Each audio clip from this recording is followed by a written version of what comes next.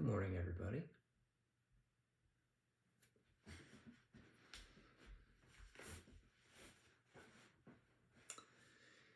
So I'm going to say a thing that might sound confusing, because it might be confusing, but that's kind of like a Zen teacher thing to say, I guess, so that's kind of on brand, right?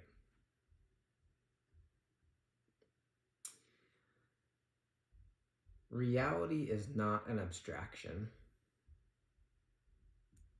but abstractions are part of reality. Reality is not an abstraction, but abstractions are part of reality.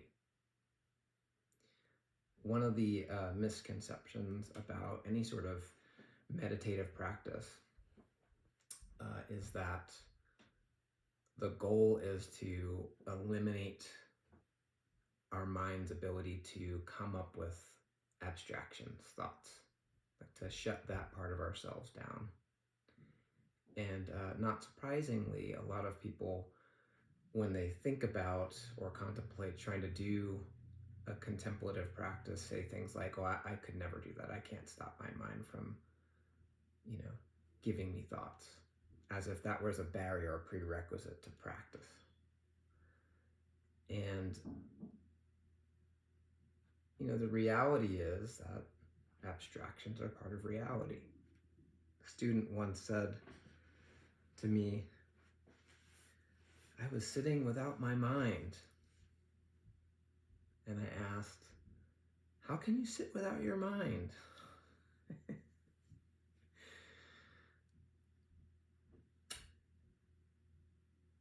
I remember when I was, I think I must have been 19 or 20, and I went to my first session with Roshi Kennedy. And it was a very bold thing to do because I think I had spent a total amount of maybe like 45 minutes trying to do Zazen before then, like in total, not at one time, but over like probably months. And then of course, when you're 18, 19, 20, you're like, yeah, I'll just sign up for just, this super intense retreat. No big deal. I can handle that. So I signed up for a 5-day session with Roshi Kennedy, and it must have been 2 or 3 days in, and sort of a typical session schedule. Wake up at 6, Zazen with breaks all the way up until 9 at night. So 3 days of this, maybe 2.5 days. Finally, and it was noble silence, so I didn't really get a sense of what was going on except for what the schedule said. They didn't talk about Dokusan or anything like that until I think it was the 3rd day, and the monitor said that Roshi Kennedy would be holding Dokusan private meetings, and you could sign up for it. So, and they did sign up sheets. So in a break, I went right out and signed up because I'm like, I need to talk to the master. That's why I'm here. So finally, I got my chance to talk with him, and I had some expectations about what session would be like. Here I was gonna go to this 5-day intensive Zen retreat, and my mind was going to be quiet. I was going to be released from my suffering. I was going to be at peace. I was going to have a spiritual experience. And I see laughter and smiles because if you've been on session, what you get is lots of knee pain and your mind shattering and all sorts of experiences. So when I went to see Roshi Kennedy, I said, I don't know, I don't think I'm doing this right. I'm in a lot of pain, it's really uncomfortable. My mind just won't shut up.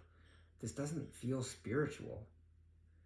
And he looked at me and took, I don't know, 5-10 seconds of just sort of like looking into space. And he said, well, Andy, this is not spiritual. And I can't do justice to Roshi Kennedy's voice. If you've ever heard him speak, he's got this booming, warm, deep voice with this just beautiful, like, New York accent.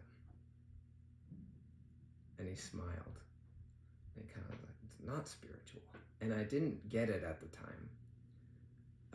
I thought what he was saying is, I'm not doing it right, or the practice that I'm, Zen, I'm not doing it in a spiritual way or something. I just essentially thought he meant like you're not doing it right.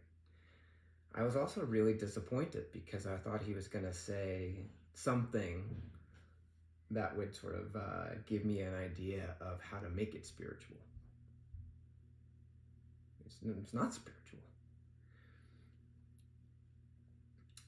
I think part of what he was trying to say in that moment and do for me is to highlight abstractions are not reality. This is not spiritual. This is not that. Your life, your experience right now is not an abstraction. Of course you're disappointed because you're confused. You're deluded. Unfortunately, I didn't grab the teaching. Maybe if he had hit me with a stick, I would have gotten it. Another time, years later, I went to see him in Dokusan, and this was quite a years later. I think probably, probably a year or two before I received the precepts. So at that time, I'd had more than 45 minutes of Zazen under my belt and gone to some more sesshin, and met with him again in Dokusan, and he asked, do you have any questions? And I said, I think I've got the Zazen thing figured out. And compassionately, he didn't wring me out of Dokusan. He let me stay. But I said, I'm not sure I get Kinhin yet, walking meditation. What's the trick with that? I'm not sure if I said trick, but it was something like that.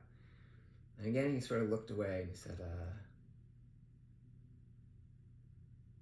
well, Andy, it's just like you take one step and then you take another.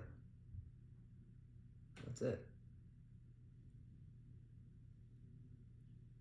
Nothing spiritual about it. This is not that. It's when left foot, you step with your left foot, and then you step with your right foot. And, the other thing about reality and not being an abstraction is it's your experience is different every moment. What else could he say about Kinhin? Well, it's like your left foot and your right foot,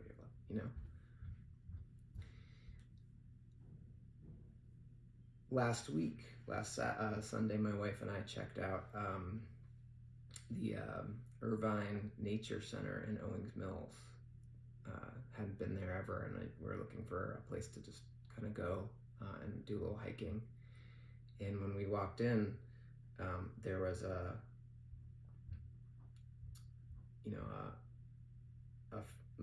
the body of a fox that had been, the taxidermist got it and made it look lifelike, and it was sort of sitting on a display. And I looked over and I simultaneously felt excited because foxes are my favorite animal, and extremely sad. And it just, this abstraction of a fox.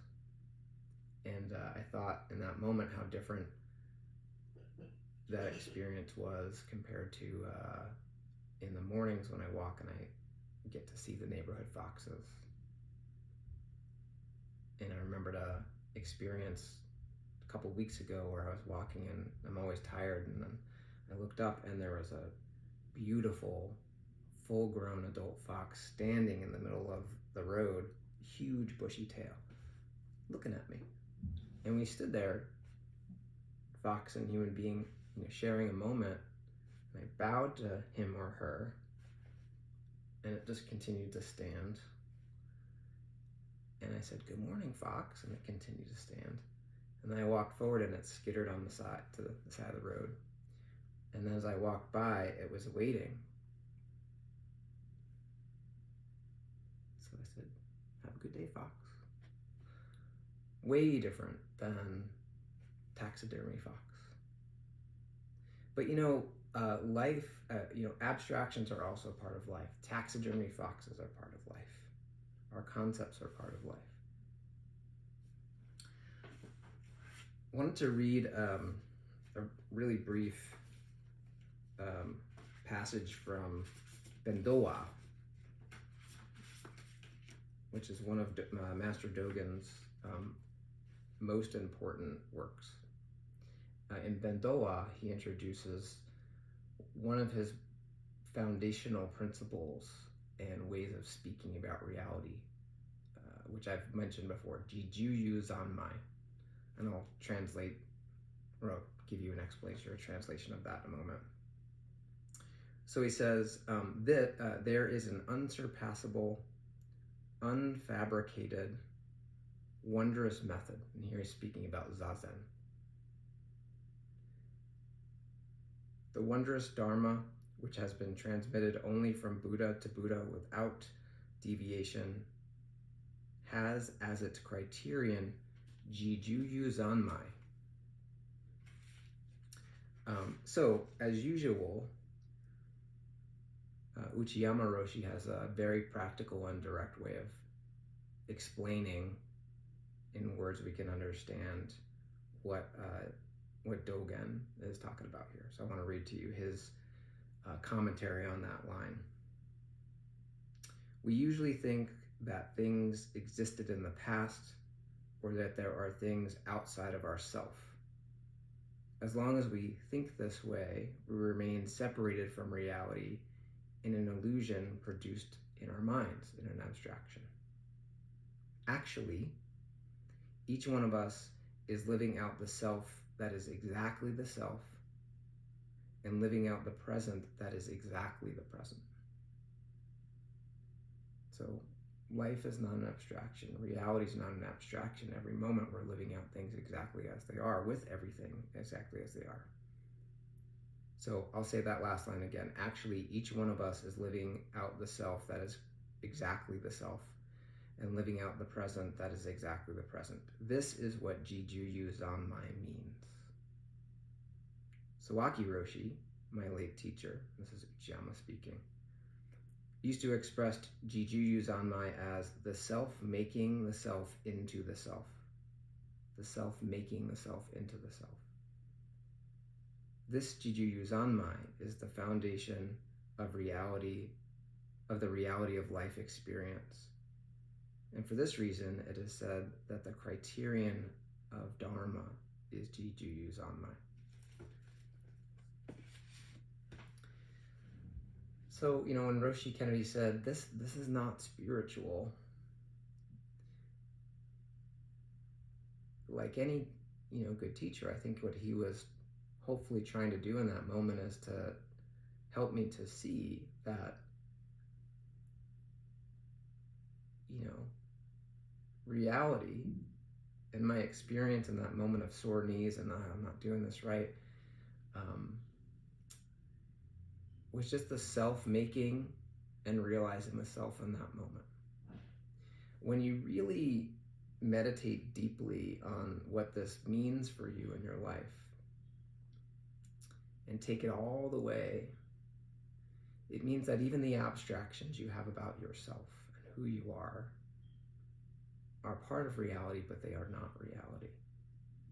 And our method, our practice, Zazen, is an experiential practice. This is not a logical or philosophical practice. This is a practice where you really tune into your actual lived experience and find out for yourself. So I would invite you to notice when maybe you have a sense of disappointment, or you're comparing, or things don't feel right or off, or things are different than they usually are, when you're kind of, this is not spiritual, this is not how it should be, this is not the way I think it ought to be, I'm not the way I think I ought to be, I'm different than I used to be, I should be that way, I should be more this, I should be less that. Allow those abstractions to be there, and then just tune in to just see, like, what is your life right now? What is reality right now? How is the self making and realizing and manifesting the self through your experience right at this moment? And when you can come back to that, you can start to see that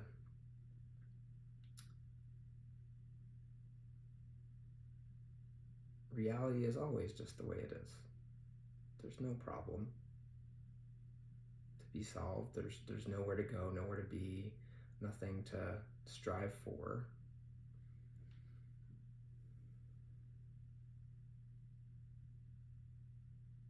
It's just the self making and manifesting and realizing the self in this moment.